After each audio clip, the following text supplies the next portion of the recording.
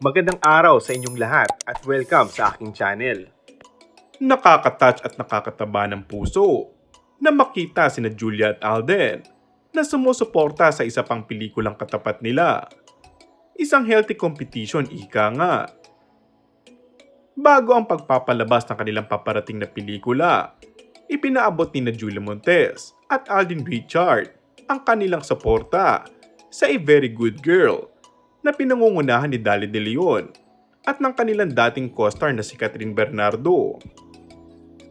Ang duo na nakatakdang mag-debut ng kanilang chemistry sa big screen sa susunod na buwan sa pamamagitan ng pinamunuan ni Irene Villamor na 5 breakups in a romance ay isa sa mga highlights na dumalo sa premiere night ng A Very Good Girl.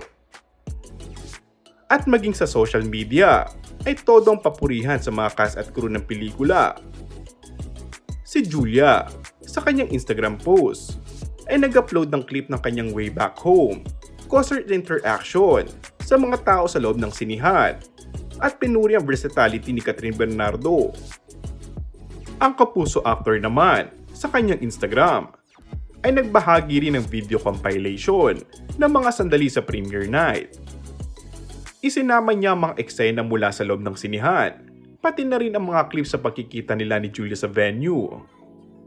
Sabay-sabay na naglalakad sa red carpet at nakikipag-ugnayan sa mga fans.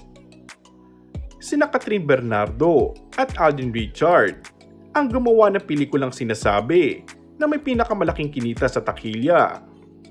Halos umabot ng 1 bilyong piso ang gross sa mga sinihan na umabot ng halos ilang linggo rin. Dalawang magkasunod na giant hit ang nagawa ni Catherine, kaya sinasabi nga napataob niya ang record ng highest grossing film. Pero ngayon ay magkasunod na ipapalabas ang kanilang pelikula. Katambal ni Alden si Julia Montes, at ang pelikula naman ni Catherine ay suportado ni Dali De Leon. And that's all for our today's video. Kung bago ka lang sa aking channel ay mag-subscribe at pindutin na rin ang notification bell. Maraming salamat!